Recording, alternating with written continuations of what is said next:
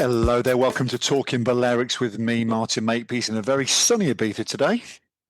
Me, Richie Pye, in a very sunny Mallorca. Yeah. Forecast wasn't good today, but all of a sudden, looks like the sun's come out and it's good again. Have you seen the forecast for the rest of the week though, Rich? I have seen the forecast for the rest of the week. It's not good. Listen, Mark, I think before we get on any further, I think you should give us a bit of an update after what happened with the storm in Ibiza, because you got pretty bad last week, right? Yeah, I mean, it was awful, Rich, really. And what I would just say is when we spoke last week, if anyone listened to last week's podcast, I wouldn't say I was in shock, but I was definitely there was something happening, mate. Because I listened back and I was away with the fairies when I was talking to you about it. And obviously you didn't realise the actual extent of it, did you? So no, because it wasn't so bad here. And then all of a sudden I started seeing videos online. I think you posted a video and I saw, well, you sent me a video as well. Yeah. And it sort of reminded me of how it was in San Lorenzo, actually, about 4 or 5 years ago here. Really bad. And it was sort of, I wanted to talk about it today because I thought, well, have we actually learned anything from the really awful floods from San Lorenzo? Well, I mean, it's part of my, it's part of the debrief. I actually did a blog about it as well, Rich, because there's several things. There's several things I'll pick up on. First and foremost, it was the remnants of Hurricane Gabrielle, I think, that hit Valencia on the Sunday, and we knew about it, Rich. But you're never quite sure with these storms because sometimes you get an orange warning and nothing happens, does it? So we were out, and I was with a friend, and we came back to my place, and about 12:30. We were having a drink on the terrace, and all of a sudden it just started. You could tell it was going to be a bad one, Rich. And luckily, San Antonio, my neck of the woods, got away with it. But Ibiza town was absolutely devastated. If you saw the videos, and basically the water flowed through the streets. It really is carnage, isn't it? It took out everything in its way and went down to the sea. You saw that amazing video of the water cascading into the sea, and it pretty much took everything in its wake. What I'd say, Rich, is there's been a little bit of fallout from it because it's obvious that our infrastructure can't stand certain things. Now, I don't think any infrastructure can stand it, Rich, to be fair. I agree. But the big takeaway is that the airport tunnel, so as you're coming into the main road from Ibiza town to the airport, there's a tunnel there. That was shut for 3 days. Now, when they built this tunnel, they plumbed it into the normal municipal drainage. Okay. Right. So instead of taking a separate drainage and taking it all the way to the sea, they plumbed it into municipal drainage. So as you can imagine, it just couldn't cope. I mean, to give you a little bit of context as well, there was 300 litres per metre of land fell. I mean, that's serious rainfall, Rich, as well. So, I mean, that's the downside. There was a bit of a fallout afterwards saying Ibiza couldn't stand it. But also, my main takeaway is two things. First and foremost, we had that alert. Remember, I had the alert 10 minutes before we did the show last week. It came on. I was with 4 people, and it came on at the same time, so it was quite shocking. Now they put the alert out at 12 o'clock the following day. That's probably 9 hours after the rainfall, Rich, which it's just not good enough. If you're going to have an alert, and you spoke about in San Lorenzo, remember when you spoke about the alert, you've got this system, great. You need to tell people. I mean, if it had sounded off at 1 a.m. in the morning, it would have been scary. However, it needed to happen at 1 a.m. just to say, everybody, tomorrow, Tuesday, is going to be a completely different day, because I got calls from friends saying they went about their business as normal because a lot of the island was unaffected. They drove into Ibiza town and it was absolute carnage. A friend of mine got stuck in the car and got rescued by police, and she didn't even have to go out that morning as well. So, there are things we need to work on. I think the good news is, though, Rich, 24 hours later, and it was like, apart from the 2 or 3 tunnels which had closed down and the shops which were kind of pumping out the water, it was like nothing had happened. And I've got to say, I'm absolutely blown away by Ibiza's bounce back ability. There you go, Matt. Love that. An Ian Dowie word, I think, isn't it? Bounce back ability. So I was blown away because 24 hours later, it was like nothing ever happened. So I've got to say that the emergency services worked incredibly hard. They brought military personnel over from the mainland. Balearia changed the ferry times. They changed the configuration of ferries. We had a lot of military personnel came over from Mallorca as well, Rich. So you guys really did your bit as well. So amazing work. But we just need to fine tune it, Rich. We need the alert when it happens so people know that things are changing. And secondly, we just need to get that infrastructure right. And then there's nothing much else you can do, is there, Rich? Because Mother Nature is relentless sometimes. Yeah, you just got to try and cross the T's, dot the I's, and get as much safety information out there, as you say, to begin with, and also to make sure that everything has been done that could be done. Things happen that as you just said, Mother Nature can turn things very differently. I mean, I saw one shocking video of a rock fall behind a hotel. I think it was somewhere in Ibiza. I can't remember where it was. Yeah, no, it was in Figueretas. Yeah, it was a Vibra hotel in Figueretas, which I know that area very well. And and the hotel's just in front of the cliff. It's not a cliff, but the steep face of the mountainside. And I mean, a lot of things happen. A lot of people were displaced. The Ibiza Grand, which is the big hotel, the big 5-star hotel in the middle of Ibiza town, overlooking the marina, that was flooded. They had to, I think it was 234 rooms got evacuated. So this was serious stuff, Rich. And I know you didn't really appreciate it last week, did you? But because you had no knowledge of it. We had knowledge. I had knowledge of it because obviously I'd been warning about it on the radio and everything to say, look, you need to be careful on a Tuesday, and it didn't really hit us at all. And I could see the satellite picture because obviously I do the weather in the mornings on the radio anyway. And I could see that, and I could see it wasn't. He was sort of skirting us. It wasn't really hitting us, but Ibiza I could see was getting it. And I think when we talked, it was just sort of the bad time, wasn't it, when we talked last week? So yeah, well, thanks for the update. I think that's, and I say I'd like to personally thank all the emergency services. My very good friend Nacho Andres is in the Conseil, and he was in charge of the clear up really. And I was speaking to him every day, and it was back to the wall. They did an amazing job. As I say, just need to. I'm not going to be critical. I think. But it's like anything, when these things happen, Rich, you need to learn from it, don't you? And you need to review it. And the San Laurent flood that we spoke about last year, which, you were absolutely on the money for that last year. And I think you said to me, the most important thing is that get the alert out in time. And I think just to take away, get the alert out in time and let people know what's happening.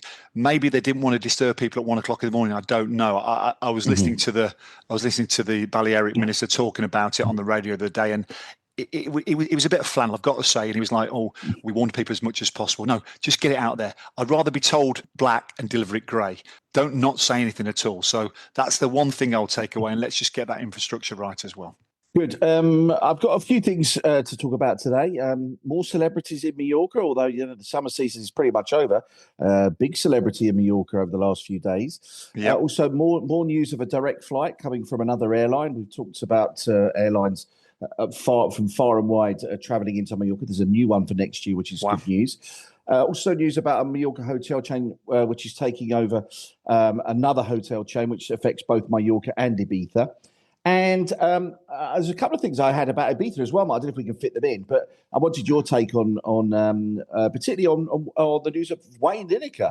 Yeah, looks like I know you're good friends with him. You see him quite a lot. Yeah, is it true he's deciding that he's going to retire? Well, it's on my list of things to talk about as well, because Wayne's a very good friend of mine. I did an amazing podcast with him last Christmas, which I've never known him so open.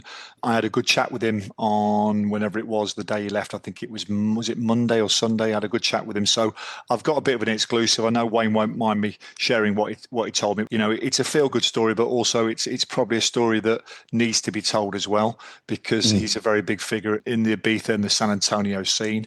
And also I've got club closing week, Rich. So, we can't mention Ibiza without the clubs, can we? It's coming to the end. This is the big week of closing week. But we've also got another item as well, because there's a bit of a rumble going on, because we talked about the bars and how the bars are struggling. They're fighting back a little bit politically, so I just want to go into that as well. And also last week, you left us saying, I said, right, okay, who's going to win DJ of the year? And you said Fisher. Yeah, you were wrong, Mark. You were wrong. Very left field. The one person I said wasn't going to win it, won it. So we'll go into that as well, Rich. So yeah, few things to talk about this week. There is quite a lot. Do you want to let's talk about Wayne Lineker? Yeah, no, Wayne's a good friend of mine. I've known him for best part of 30 years. He's the original Ibiza or Tenerife originally Playboy. He's nothing like he presents himself on social media. Now, Wayne should be a warning sign on social media, the good and the bad, because he got me into social media, believe it or not, many, many years ago. He said to me, we're out for dinner, he said, there's this thing called Twitter. It's amazing. And we both went on it. I think you were on it at the same time as we were really into that back in the day. And then he found Instagram. He's a party boy. He likes to enjoy himself. He's got a whole history of enjoying himself. And he's so popular in San Antonio. He literally gets mobbed everywhere he goes. Now, there was an unfortunate video of him in June where he was not in the best state. Let's just say that. He was on the Ocean Beach stage. He was a bit worse for wear. He'd had one of those days. He kept putting the music off. He didn't know where he was, basically. And I think it was just a watershed moment where he had to look himself in the eye and say, listen, I'm 60 odd years of age now. I'm drinking heavily every day. I think to be honest, I think it was a coping mechanism for him. I think the pressure of being in that place every day, O Beach, it's an amazing place. But when you've got people running up to you all the time, people cope in different ways, don't they? So I think it was a bit of a coping mechanism. And I think he just got into the routine of drinking too much and maybe doing things he shouldn't do. So I think it was a watershed moment. He went back to the UK, went to rehab. Spoke to him when he came over a couple of times, spoke to him via text message, said he really enjoyed it. And the bottom line is, Rich, he came back to Ibiza and he realised that Ibiza sober is not much fun. Take away that what you will. Some people can do it sober and some people can't. And I think he found that sober, the life he was leading in O Beach with people coming up to him all the time, asking for selfies, a lot of pressure on him. I think he felt a little bit like a performing monkey for want of a better phrase. And I just saw him on Sunday and I said, are you okay, mate? He said, no, I'm not. He said, it's been really tough to be in Ibiza, to be sober. There's too much temptation here. He knows he's got to put his health first. So I think he's turned the corner. I think he should be congratulated for that, for recognise it. He put a fantastic post on Instagram the next day and said, listen, I can't do Ibiza sober. So I think he put his big boy pants on. He realised that he's not a spring chicken anymore and said, well, it's not over for him in Ibiza. I think he'll be back because Ibiza is one of those places which draws you back all the time. But I think he just has to redefine his relationship with Ibiza. He has to come over. He has to stay away from the dreaded things that he was doing before and find a different way. And I think he will do, but it'll just be a different relationship, Rich. Nice to see him obviously making up with his brother as well. You know what I mean? I think that's probably another watershed moment for him. And then obviously giving away his daughter at his daughter's wedding. I think, all those sort of things make you realise sometimes that family means more than whatever you're doing, from a partying point of view. Yeah, I mean, Wayne's always been a massive family person, Rich. And also, as I said before, you get this picture of Wayne Lineker on social media. That's not him. He's got one of the biggest hearts out there. He loves his family. He's always doing something for charity. I was in O Beach the other day. There was like a kid on stage and I was like, who's this? So it's his 21st birthday. Wayne's just dragged him up. He's all about making precious moments for people, does a lot for charities. He's very well connected, does a lot of work for the Down syndrome because he always invites the people over. They have a great time in Ocean Beach. So he does a lot there. He's his own worst enemy because he likes to portray himself as a certain way online. I think he would admit that as well. He likes to mix it up a little bit. He loves a bit of controversy, but I think he realises now that he just can't do what he always used to do, which time waits for no man, doesn't it, Rich? Listen, as I was trying to play cricket on Sunday, my knees were ricketing all over the place. I felt the same as well. Time waits for no man, doesn't it? So, exactly. but I think, listen, he's been a massive contributor to this island, and I really hope he comes back often and enjoys himself in a different way and stays clean and sober. I'm sure he will. So, listen, talking of celebrities, probably thought celebrity season was over. The Beckhams have been in Mallorca. They've got a huge, you probably know about these boats. The boat is worth around $20 million, I've been told. I can't remember what it was called now. It did give me a rundown of what the boat was a bit earlier on, but I can't remember what it's called now. But anyway, they've been up in Soyer, enjoying the fruits of Soyer, and also down in Port Andarax as well. It was David, Victoria, and their two kids, Harper and Cruz. And weirdly enough, do you know what the name of the boat is, by the way, Mark? Just so I think it's called Seven, Rich. It is. Well done. Yeah, very good. Obviously, that was his legendary number, of course, and his daughter's middle name, of course, Harper Seven. Harper Seven, Here you go. It's from an Italian shipyard, a Riva 130 Bellissima, which is 40 meters in length with several suites, relaxation areas, a garage for water toys, jacuzzis, and every comfort a family accustomed to the best could desire, it says here. So now, Richard, I'll just butt in there a minute, because I know that you know nothing about boats, do you? No, absolutely nothing. Means nothing to me. So let me tell you one thing. A Riva is the Ferrari of boats. It's an absolute beauty. So it doesn't matter how long or how wide it is. That Riva 130 Bellissima will be unbelievable. And also with boats, sometimes it's not the size, it's the luxury inside, and I guarantee that'll be incredible. You know, the Riva 130, God, it's a boat of dreams, Rich. That is, it really is. Yeah, they do say that, but I don't know. It's the size. It's this motion in the ocean or something, isn't it? Is that what they say, or something like that? Let's something hope, like that. Let's hope so, Rich? Oh dear! Oh dear me! I thought those days were over for you, Rich. I don't think you've been in the ocean for a while, have you? Definitely. Now listen, you're not married for 20 years for nothing. Anyway, Mallorca hotel chain. This is a good story. Melia. Oh, you're going to go straight. You're going to go straight into your second story without even coming back. Oh, sorry. Right. Okay. Well, you talked about Wayne Lineker, so I thought I'd get another one in quickly. Otherwise, I just can't get in this podcast anymore. Mallorca hotel chain Melia are to manage the Leo Messi Hotel Group, which is the MIM as it's called. It's to manage all its hotels from the 1st of November, 6 in total in Sitges, Sotogrande, Baquero Beret, which I have no clue where that is, Andorra, Mallorca, and Ibiza, Mark. I know that hotel very well. I did a podcast with the previous owner, Jason Bull, so I know it very well. Now, here's a question for you, Rich, because I know you like to read off your phone. I've just seen you there and all your AI help. I've already shamed you with the Riva boat. I'm going to shame you now with the hotel. What does MIM stand for, Rich?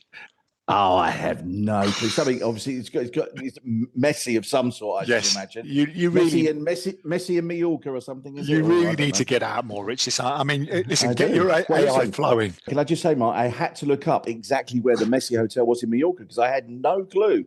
Yeah, and do you have any idea where the hotel is in Mallorca? And I'd never have picked it. I would have obviously gone for the obvious, which would be Palma, but it's not in Palma. No, because they go for boutique. They go for really top-end boutique hotels. So I presume it's somewhere in the north, is it?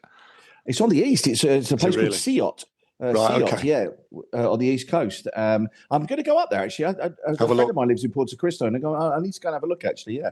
Well, MIM. What does it stand for? It stands for Majestic and Messi. So it's Majestic. It's basically it's a joint venture between the Majestic Hotels and Messi. So what I would presume would happen, Rich, and please don't quote me directly, but Majestic Hotels would go to Messi and say, it's not going to cost you anything. We're going to use your name, because all the hotels have got Messi's golden boot in the reception area and shirts as well. So it's very low key, but you definitely know that Messi's involved. So Majestic and Messi, they've also got a couple of yachts over here, which is really nice. I think they sponsor a couple of boats, so it's really nice. So Majestic and Messi, they go for the boutique hotels, quite understated, Rich, really, but in a really nice way. And the one over here is the SVV, which used to be a very famous hotel over here. Now, if anybody likes a podcast, please listen to my podcast with Jason Bull, the former owner of SVV, because he still hasn't recovered from selling that hotel to the Messi Group, because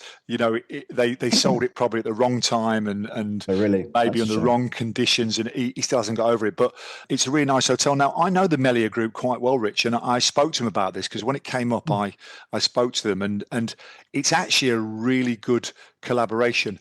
Melia don't own it; they just bring it in under their umbrella. Do you understand that, Rich? That's right. I read that today actually. Yeah, because they've got another hotel with Rafa Nadal, the Zell hotel, which I think is a very similar sort of collaboration, I think. Well, arguably the two biggest sportsmen in Spanish history, would you say, Rich? Messi. Quite possibly. I know Messi's Argentinian, but he was in Barcelona from the age of 12 or 10, wasn't it? As well. So you got the Zell, which is the Nadal, but I think Nadal owns that. If I'm not mistaken, Nadal owns it, or he put money into it. He put it into the investment. Probably. But Messi, what Melia do, they look for these really smart hotels, and they basically bring it in under their umbrella, and then they just sell rooms and they take a commission. So, for instance, they would probably charge, this is not from the horse's mouth, but just for instance, they would charge 10% commission. So they would literally put on their booking system, charge 10% for, if you buy a room for 3 nights for €1,000, for instance, they will earn €100 just by having their booking system. Now, if you think about it, Rich, Booking.com, which is the most powerful booking engine online, would charge you 15% for the same booking.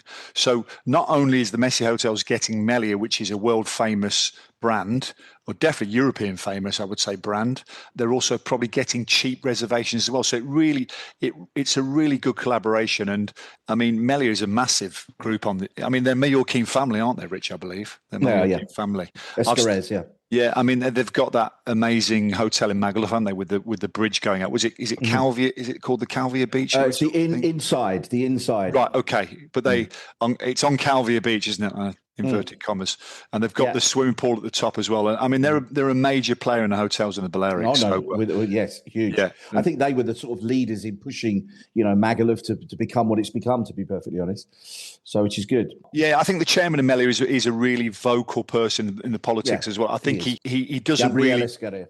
Yeah, exactly. And I think when he talks, people listen, don't they? I agree.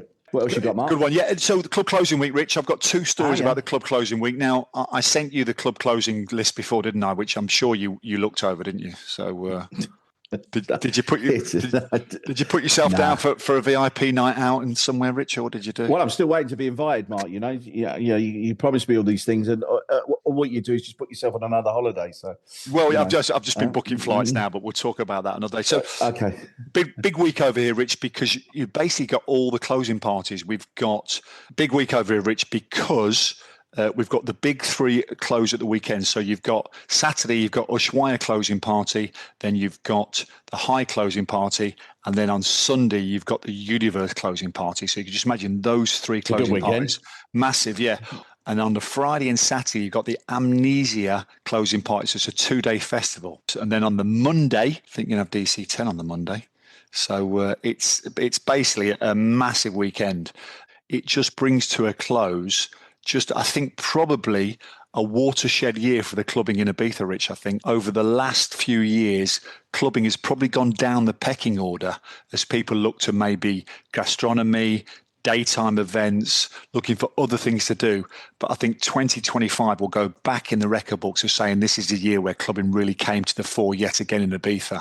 And I think when we pick through the bones of the summer, you'll see from the economy into the island how important the clubbing is to Ibiza. It's been an incredible year for clubs. It really has. So look forward to the reopening next year, I suppose, Mark. Yeah, I mean, it's quite brutal, Rich, because Ibiza goes from this island with loads of clubs and loads of things happening. Ocean Beach closes on Sunday as well, by the way, which is a massive closing party. So Sunday, literally Sunday to Monday, is just a completely whole different ball game because everything closes. So the Ibiza that you see on this weekend coming on the Friday, Saturday, Sunday, on the Monday, it's all over bar the shouting. So it really is a difference between night and day. So as I said, it's been a fantastic year for Ibiza clubs. And I think what we do, I think not this next week, the week after, we're going to get Dwayne Nolan on to give us a little rundown of the year in clubbing and get his take on it. But I think he's going to say it's been a tough year for some clubs, but for other ones, it's been absolutely amazing.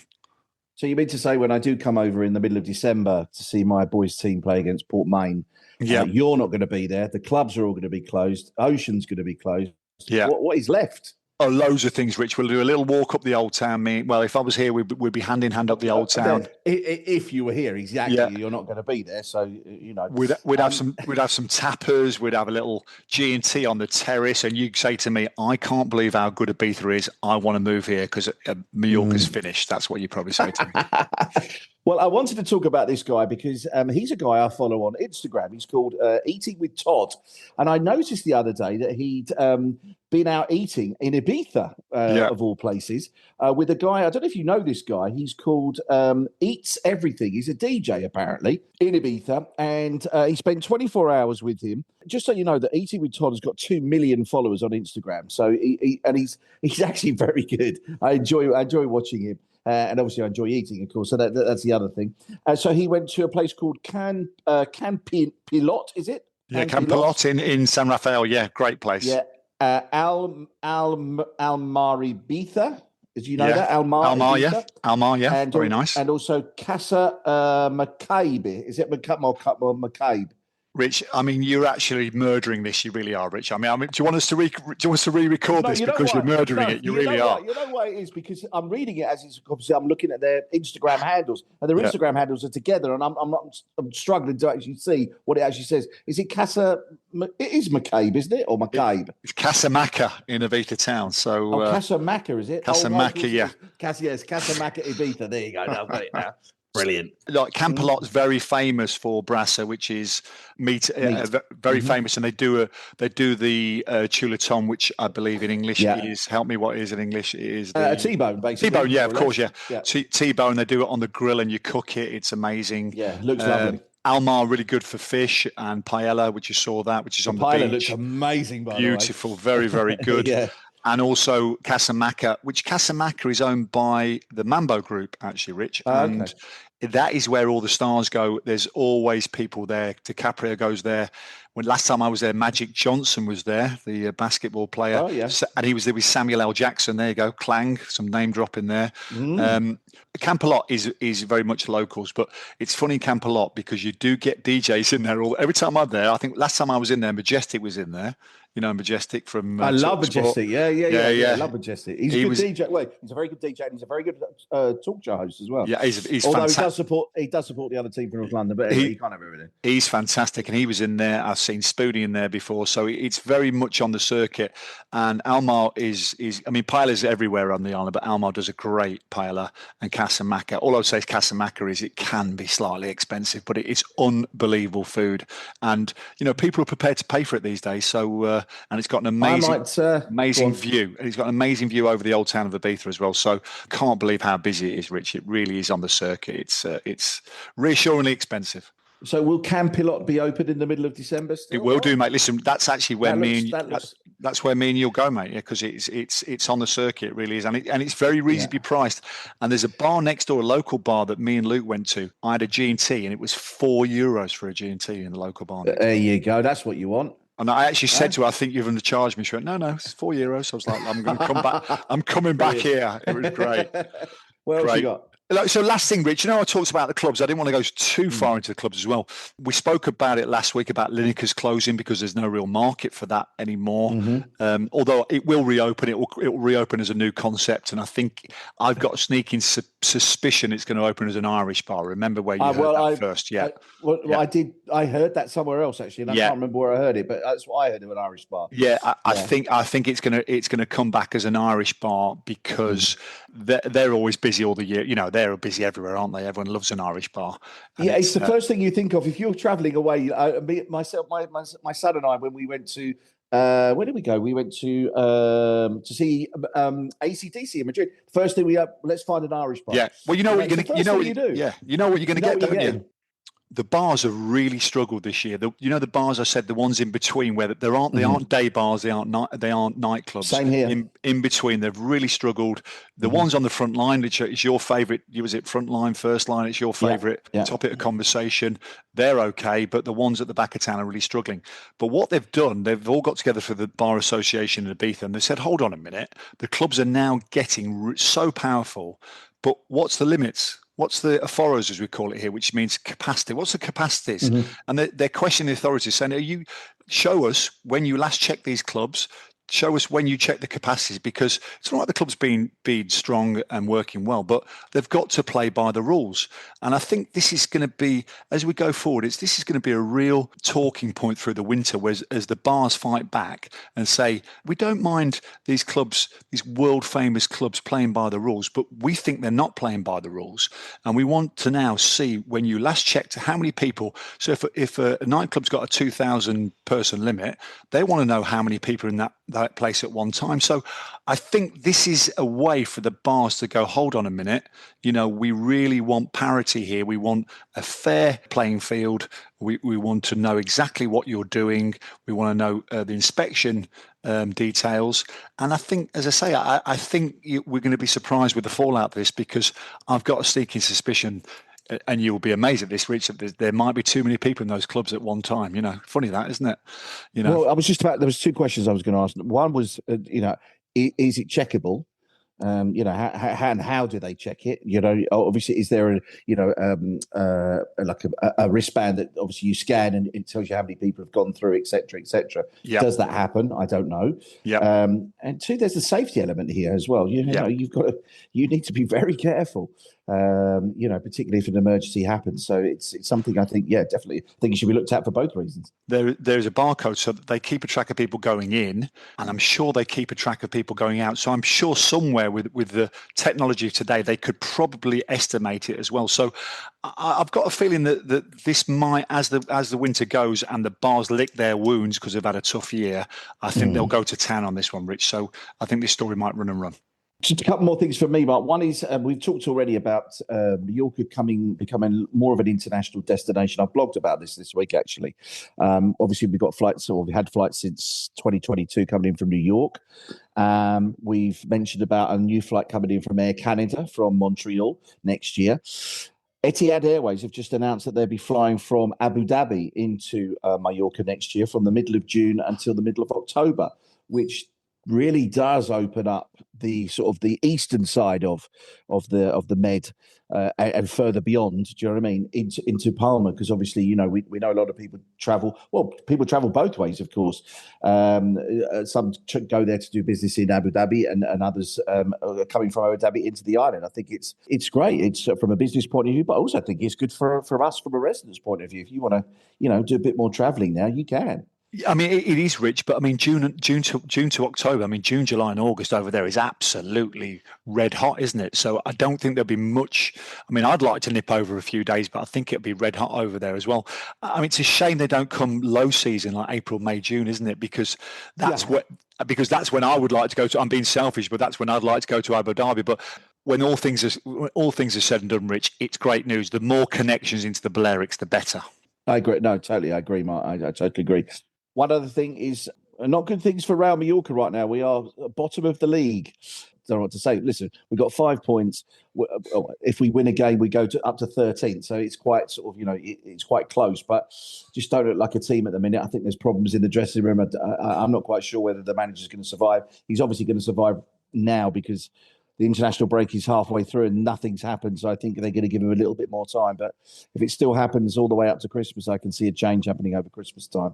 What was the score at the weekend, Rich? I didn't lost 2-1 to Bilbao. If he loses the next game, he's gone.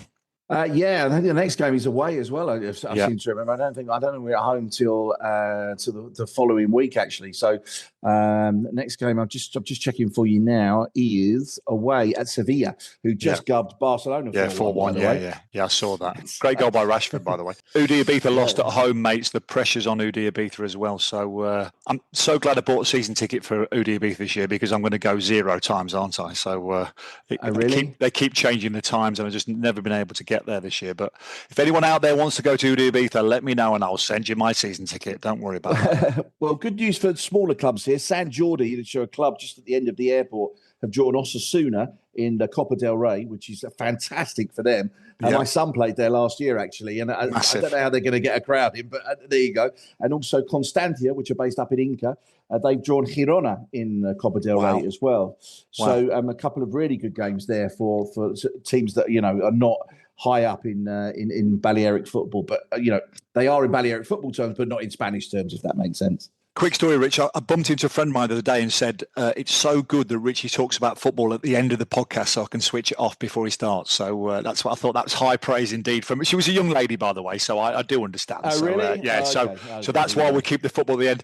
And the last, but by no means least, Rich, we've got the Ibiza T10 cricket competition this weekend. We've got teams from the UK, teams from New Zealand coming over. Based in the UK, but they're an exclusively Kiwi team. We've got a military team coming over as well, the Defence Sikh Network. So I'm looking forward to seeing those guys. And very excitingly, we've just, because I'm very heavily involved in the cricket club, we've just signed a big sponsorship deal with the Ibiza Council. So thanks to them because they've backed us. So we'll talk about that next week. And also talk about next week, Mark, ABTA, because ABTA have been here, still here. They arrived into Sunday night into Monday morning. They leave tomorrow night is the last sort of major thing, I think. So, and then we'll give you an update on and a rundown of what happened at ABTA this week. so much to talk about. A bit of extended version this week, mate, but I think it was all pertinent stuff, wasn't it? So yeah, it was good. If you're still listening, that's great. And I must say thanks for our listeners.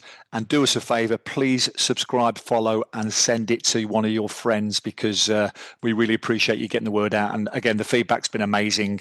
I get it every week. Someone tells me, in fact, I had another guy walked up to me in a bar the other day and said, "I love your podcast." So keep them coming. Good news. Thank you very much, everybody. Take care, Mark. Great to see you, Richie. Have a good week, pal. Bye, mate. Make me dance.